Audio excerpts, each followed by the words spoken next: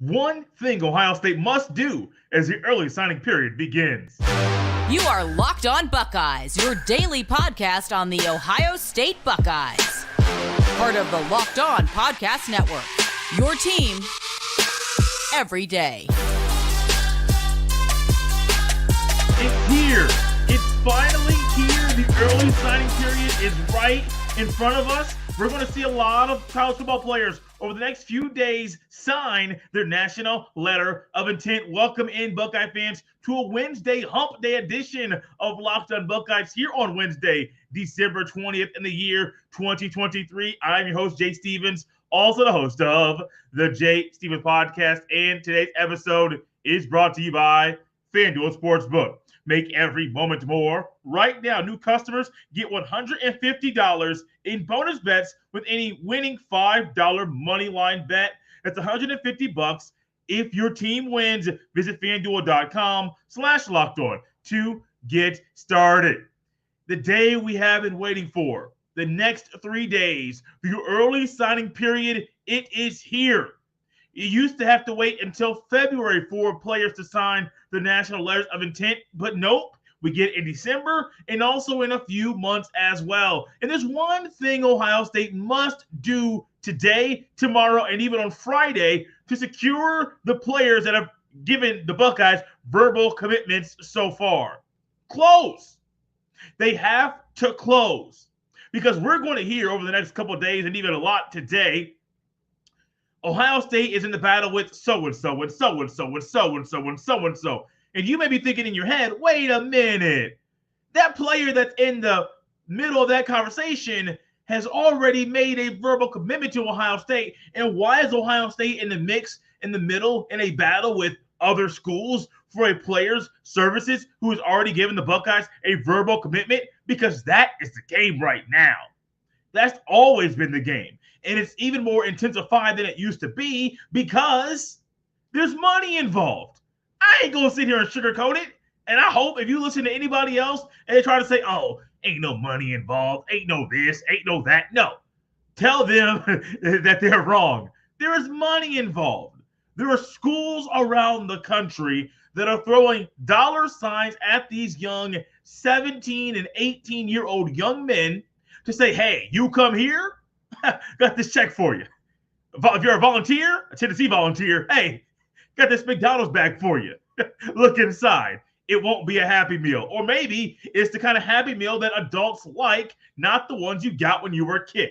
So many jokes to go around with that. I'm not going to go down that rabbit trail. But you got to close, man. When I was in sales, and I was in sales from the February of 2017 until I believe it was the spring of 2020, right when the COVID hit.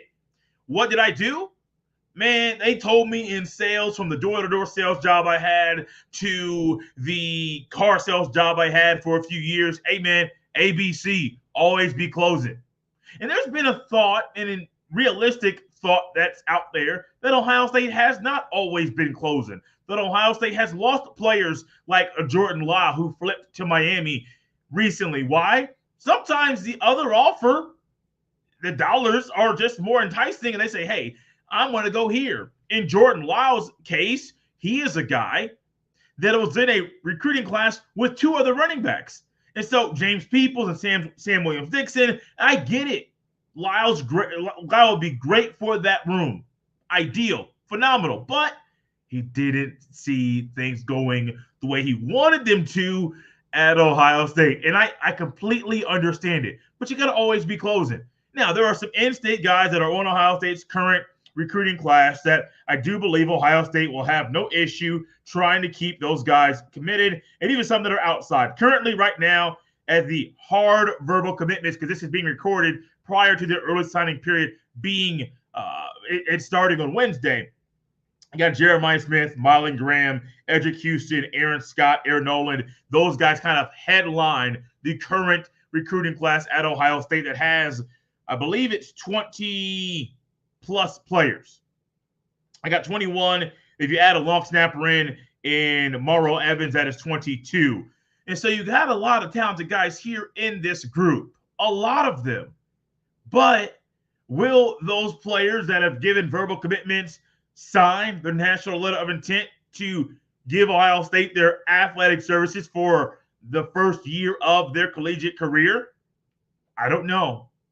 My thought says there are guys that have hard verbals now that will not sign with Ohio State over the next few days. And honestly, not everybody has to sign right now, and they can sign later on. And realistically, you don't have to sign at all. You don't. But this officially ends your recruitment, and schools know this. Schools know they have this time period where they can push hard and push harder and push harder and push harder. Why? Because the more you push, the more you poke, the more you prod, you might get an altering of the commitment from a player that you really want at your school. Now, Ohio State, I do believe, is in really good shape. Currently, via 247 Sports, they have the second-ranked recruiting class in the country via the composite rankings at 247 Sports. Jeremiah Smith, we'll talk about him later on in the show. Mylon Graham, Jeremiah McClellan headline a phenomenal three-headed monsters of receivers in this recruiting class. There's also 2 tight ends, which I forgot, Demarion Witten and Max LeBlanc. Those 2 guys, if they can do a little bit of what Cade Stover did and then add their own flair and pizzazz to that position, hey, this is going to be a great group of tight ends. You only got one linebacker in Peyton Pierce. You got a few safeties, one of the in-state product and Cade Stover's cousin and Garrett Stover as well. And so you got some guys there that are phenomenal. Aaron Scott, phenomenal in-state products. The only hole I see here, there are no defensive tackles. You got 4 O-linemen, 2 running backs, 3 receivers, 1 quarterback in Aaron Nolan. Can't wait to get him to Columbus in January. 2 tight ends. The 2 D linemen that are part of this recruiting class right now, at least of the verbal commitment group, they're 2 edge rushers. No interior guys. You just lost Carlin Jones, committed to USC. You lost Justin Scott. I believe he committed to Miami, flipped to Miami. So there's a lot of things here. That's maybe the only hole. Only one linebacker really isn't a problem. You could go out to any offseason and get 2 backers in the portal. I mean, it's not really a problem. It should not be for Ohio State. 3 corners, 3 safeties. I'm comfortable with it. But if Ohio State does not close over the next few days, if they don't come out here and say, hey, yes, this is our early signing period, not everybody's going to sign. We know the guys that are going to, but we just can't sit back and relax and wait for people to put pen to paper. No. Buddy, that's not how this works. This isn't the old days. You got to be a little bit more aggressive. You got to do things in a different way. And you know what? If you do that, if you do things in a different way, as I change the audio settings, I apologize for how things sounded earlier in the show. I realized during yesterday's show when I was updating it, I was like, wait, the settings changed on me. Guys, I apologize. But you got to always be closing, man. That's like sales 101. And why am I saying sales 101 when it's talking about football and recruiting? Because you're selling a player the school. You're selling the player how you can help him get to the next level, which he will be at eventually. Then also how you can get him to the NFL. There are so many selling points and talking points, and mom and dad, hey, how are you going to treat my young man? How are you going to take care of my boy? How are you going to make sure that he is doing his thing on the football field and also doing his thing in the classroom? You have to sell yourself to these parents and coaches out there all over the place. And if you do that, what do you find? Hey, some will like it, some won't. But the one thing I hope Ohio State's realizing, they got to always be closing, baby. Always be closing. Because if not, the recruiting class that currently has 20-plus players in it could easily have 19 or 18 players that sign on the dotted line. It's really a solid line, but dotted line is more of the phrase I've been using for a long time. You sign there on the dotted line. If you lose some guys, or some guys get flipped, we may be coming on here Thursday and later on in the week with our guy Brian Smith, Locked On's recruiting analyst, discussing some really unfortunate things about Ohio State's recruiting class in 2024. There are 3 storylines that I would like for everyone to pay attention to over the next few days during the early signing period. We'll go over those next on Locked On Buckeyes. This episode is brought to you by FanDuel Sportsbook. As the weather gets colder, the NFL offers stay hot on FanDuel. Right now, new customers get $150 in bonus bets with any winning $5 moneyline bet. It's $150 if your team wins. If you've been thinking about joining FanDuel, there is no better time to get in on the action. The app is so easy to use. There's a wide range of betting options, including spreads, player props, over-unders, and more. So visit FanDuel.com/lockedon. Once again, visit FanDuel.com/lockedon and kick off the NFL season. FanDuel, official partner of the NFL. Thank you for making Locked On Buckeyes your first listen or first watch of every single day. Locked On has launched the first ever national sports 24/7 streaming channel on YouTube. Locked On Sports Today is here for you 24/7, covering the top sports stories of the day with the local experts of Locked On, plus our national shows covering every league. Go to Locked On Sports Today on YouTube and subscribe to the first ever national sports 24/7 streaming channel found only at the Locked On Podcast Network, your team every day. This day is huge for Ohio State. It is big for the future of the program. There are at least 14, maybe 15 or 16 total guys that have transferred out of Ohio State, and some have already committed to play elsewhere. Some are still in the portal seeking other places to play football next year. Well, there are certain storylines that I believe we need to watch closely today, and not just today, over the next few days. One of them is about two guys named Jeremiah. One, Jeremiah Smith, and Jeremiah McClellan. Jeremiah Smith, number one player in the entire recruiting class, and I believe that's universal. I know 247 Sports and Rivals have him as number one, and I want to say On 3 and Rivals, and I want to say even ESPN. Haven't fact-checked all that yet. Have him as a number one player in the country as well. Well, Jeremiah Smith is a South Florida kid out of Chaminade, Madonna. I haven't said that in a while. And he is a guy that is trying to be looked at, and there are 3 schools in the state of Florida that want his services. Florida State, Miami, and Florida. They're all coming. They're all pushing. They're all trying to get a commitment from this young man. And you know what? I don't blame him. I don't blame him at all. I have seen the film, and many of you have seen the film as well. And what do you find? Jeremiah Smith is a dog on the football field. Now, remember I mentioned there were 2 guys that are in this recruiting class in the receiver room that both had the same first name. One is Jeremiah Smith.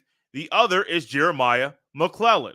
Now, McClellan is a guy that also is looking and is being offered some lucrative offers by other schools.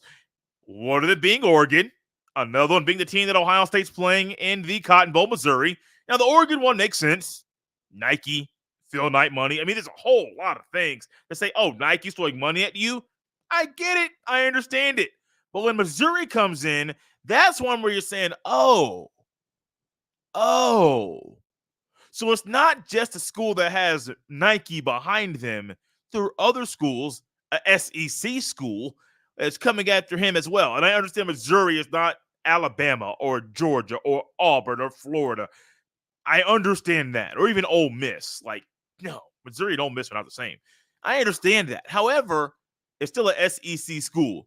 And if you want to lose a battle to an SEC school and you're Ohio State, lose a battle to Alabama or Georgia, not to Missouri. So even though there are lucrative offers being thrown at Jeremiah McClellan and also Jeremiah Smith, those 2 guys, will they sign or will they not sign? I think both will sign. However, we got to wait and see what they do. Another storyline to watch in this cycle is 5-star defensive lineman Edric Houston. Now, he committed to Ohio State in August, and one thing about this young man is, well, you may say things may be quiet for a while. Well, he committed. If I give you my verbal, of course I want things to be quiet. Why? Because I told you I want to be there. But wait, hold on. Not everybody's word is what they actually mean. It may just be something to hold you off for a while, or may want to say, oh, let's put a stop here to this for a while, and all of a sudden now change things that I want to. Houston's one of those guys that is currently being looked at and trying to be pulled by other schools. He recently took visits to both Alabama and Clemson. I don't want to lose another recruiting battle to Alabama. Now, I don't say I would not like for Ohio State to lose another recruiting battle to Alabama. I would not. I also realize it's going to happen. But when you have a guy right now in Houston who's down there in Georgia, who is a guy that Ohio State really, really, really needs in this recruiting class, you don't want to lose this battle, man. You don't want to lose this battle at all. I don't have a leaning. I'm not going to say one or the other. I think Jeremiah Smith has been an easy person to say. He is a Buckeye. Ryan Day's there. Brian Hartline's there. It's an easy statement to make. Edric Houston, I don't know, man. I have seen this story before. I have heard and seen this song and dance before. I'm not going to say I know exactly how it's going to go down, but it's rare that this does not go Alabama's way. It's rare, man. It is so rare. Nick Saban has a machine down there in Tuscaloosa. Of all places in the country, Tuscaloosa, Alabama is a factory, a football machine that is headlined and headed up by Nick Saban. Could have said Nicholas, but I don't want to disrespect him, and I don't want to get used his government name right now. He is easily the best coach, not just in the sport today, of all time in college football. If you want to say Nick Saban's, if you want to say he's not, who's better? Bear Bryant? Okay, resumes might tell you that Nick Saban is better. Who you want to say that it's not? Woody Hayes? Okay, resumes and for different reasons might say Nick Saban is better. So I'm not going to try to throw no shade or do anything with Nick Saban. No, I respect him too much. It wouldn't shock me if Houston decommitted from Ohio State and flipped to Alabama. Wouldn't shock me at all. We have seen the defensive line play at Ohio State not be up to the standard that has been set in Columbus for quite some time. Yes, it was better this year, but still not up to the standard that has been set in Columbus. We rave about JT. We rave about Sawyer. Who would I have loved to be on this team? Sam Hubard. And Sam Hubard is not a Bosa, Nick, or Joey. He is not a Chase Young. But my goodness, he's better than Jack Sawyer. That's not saying Jack is a bad player. Just saying Sam Hubbard's really, really, really, really, really good. It gets looked over because of the Bosas and Chase Young as well. I love Toy Maloa, man. I love his game. I love everything he does. But my goodness, I would love to have Sam Hubbard on this team, man. Absolutely. Absolutely would have loved to have Sam Hubbard on this squad. Went through a couple of them. One more storyline here that I need to go through before we close up shop as I try to get things going. There are two more high school prospects that Ohio State is currently going after. Defensive lineman Amaris Williams and safety Coy Parrish. Coy, I hope I said that correctly. Amaris Williams recently took an official visit to Auburn last weekend, and he's continually getting push from Florida as well. Parrish canceled his official visit to Florida State, but appears to be leaning to keeping his commitment to the home state school of Minnesota. Think about this. Think about how odd it would be for Ohio State to not pull a kid out of Minnesota in a year where the safety play was drastically improved. I understand if man wants to stay in Minnesota. I understand that. There are so many things to go along with this thing right now. But, it would just be really, really, really odd. You know what would also be really, really odd? If Ryan Day decided to put more emphasis on the transfer portal than he does high school recruiting. We'll dive into how the portal impacts the high school recruiting as the early signing day begins today. It's coming at you next here on Locked On Buckeyes. This episode is brought to you by LinkedIn Jobs. When you're hiring for your small business, you want to have as many top-tier candidates as possible to interview. That's why you have to check out LinkedIn Jobs. LinkedIn Jobs has the tools to help find the right professionals for your team faster and for free. LinkedIn isn't just another job board. LinkedIn has a vast network of more than 1 billion professionals, which makes it the best place to hire. Hiring is easy when you have that many quality candidates. So easy, in fact, that 86% of small businesses get a qualified candidate within 24 hours. LinkedIn knows that small businesses are wearing so many hats and might not have the time or resources to hire. Post your job for free at linkedin.com/lockedoncollege. Once again, post your job for free at linkedin.com/lockedoncollege. That's linkedin.com/lockedoncollege to post your job for free. Terms and conditions apply. Thank you for making Locked On Buckeyes your first listen or first watch of every single day. Should Ryan Day put more emphasis on the transfer portal, or should he put the emphasis on high school recruiting? How do these two impact each other, especially this time of year? The impact is there. The impact is evident. The impact is clear. You cannot put more emphasis on the transfer portal because you still have to recruit guys in high school. It's one of those things in the sport that I don't believe will ever go away. I believe there will be alterations to both as far as rules and guidelines, maybe being more lax, or maybe tightening things up in some areas. But there will definitely be rules for both that get altered over the next 5 to 8 years. But also, if you put more emphasis on the transfer portal versus high school recruiting, that's going to make roster management so much harder. Think about how hard it is right now to manage a roster in college football. Think about the statement Ryan Day made when Day said he needs $13 million to keep the roster together. To simply keep your roster together in the sport, you need 13 M's? Bruh, that seems insane. But that's the world we live in right now.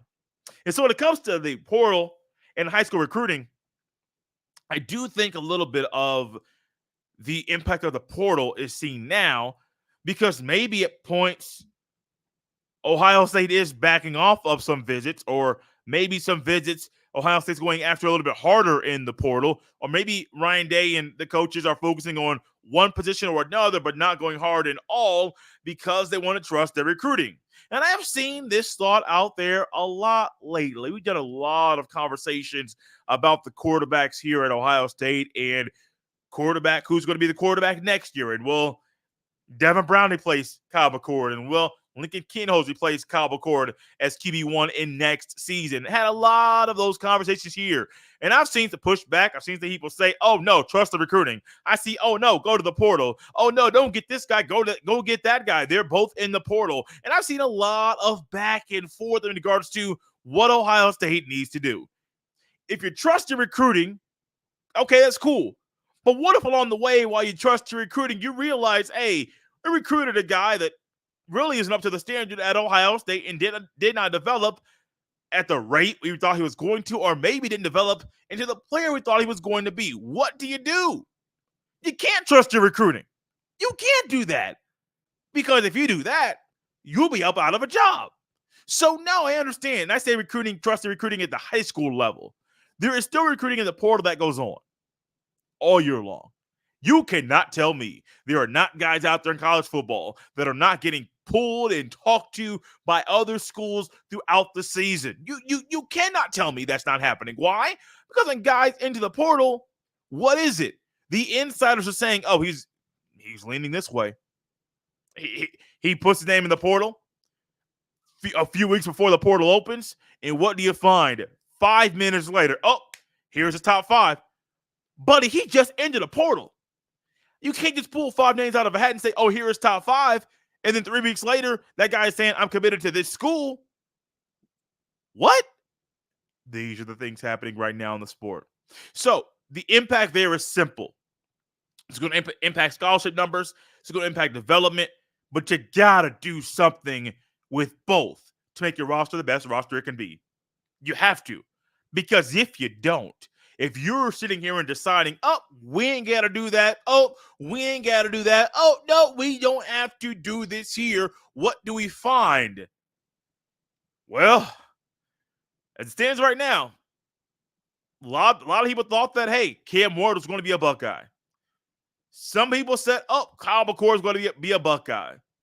If Ryan Day trusted his recruiting at the high school level, do you think you would have told Kyle McCord in his end of year, quote unquote, end of year meeting, hey, we're going to go try to get a guy in the portal, but hey, stay here and compete? You don't say you're going to go get a guy in the portal if you trust the recruiting. If you trust the recruiting, you got Kyle McCord who did what he did this year. What do? You keep him for another year. Now, the one thought about Kyle McCord that I have not thrown out there this year at all, in regards to the portal conversation, sometimes you just need a little patience. Not just when it comes to getting a commitment, but also when it comes to the player on a team. Think about Joe Burrow, first year at LSU. What do we find? Joe Burrow was not the Joe Burrow playing like the Burrow that he did the following year in 2019 when LSU ran the table and won the Natty. Didn't happen. So sometimes you got to be a little bit patient in recruiting at portal players and also players at the high school level, but also got to be patient with the players that are currently on your roster. Was Ryan Day not patient enough? Was he fed up? I'm not Day, so I can't speak for him, but wouldn't be shocked if he was fed up and also trying to trust players in the portal and also trust players that are currently on his roster. So when it comes to other players that are in the portal now that Ohio State could be going after, there is some odd things going on right now. Let me get to this here on my computer very, very quickly. There are a few guys Ohio State's going after in the portal. UCLA safety Kamari Ramsey, Cal linebacker Caleb Ellams-Orr, Michigan State defensive tackle Derek Harmon. And I have not seen if there's been announcements about where these guys are going to play in the future. Two that are very, very there's three. One, Texas A&M offensive lineman Chase Basantis, and then also Texas A&M defensive end LT Overton. I believe Overton transferred, and I want to say Basantis came out of the portal. So I could have got those flip-flopped. But neither one of those are options for Ohio State anymore. They also had their eyes on defensive end Trey Moore from UTSA. Now, you may say, Jay, why UTSA? This young man had the third most sacks in the country at 14. Oh, you want him on Ohio State's roster? I do too. Now, there's a report that the young man Moore canceled his visit to Ohio State. Then there was another report that Ohio State canceled his visit to Ohio State. Now, the thought is maybe they canceled the visit to Ohio State because he's more of a 3-4 linebacker, 3-4 outside linebacker, more defensive end than Ohio State's traditional 4-3 or 4-2-5 look. Look, man, you put him on your roster and find a way to put him on the field.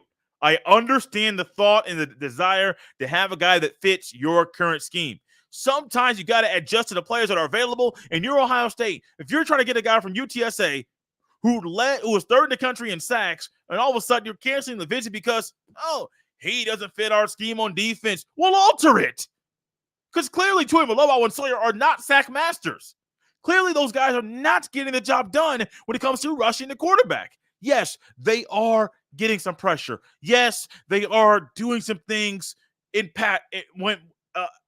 passing situations. Yes, Tuimoloau is a dog when it comes to stopping the run. I'm not saying they're bad, but they're not sack masters. Trey Moore can make that happen for you. Oh, y'all don't want to make that happen right now. I understand how you got to that decision. That doesn't mean I got to agree with it. Guys, we're out of here on a Wednesday. 2 more days left in the week. 1 more tomorrow. We'll be recapping what happened on the first day of the early signing period or National Signing Day. Then on Friday, going to try to get our guy, Brian Smith, on the show, Locked On's recruiting analyst, to recap what happened during the early signing period. You can follow me on X at jstevens07. Send all of your emails to jstevens317@gmail.com. We're out of here on a Wednesday, Buckeye fans. I'll see you next time.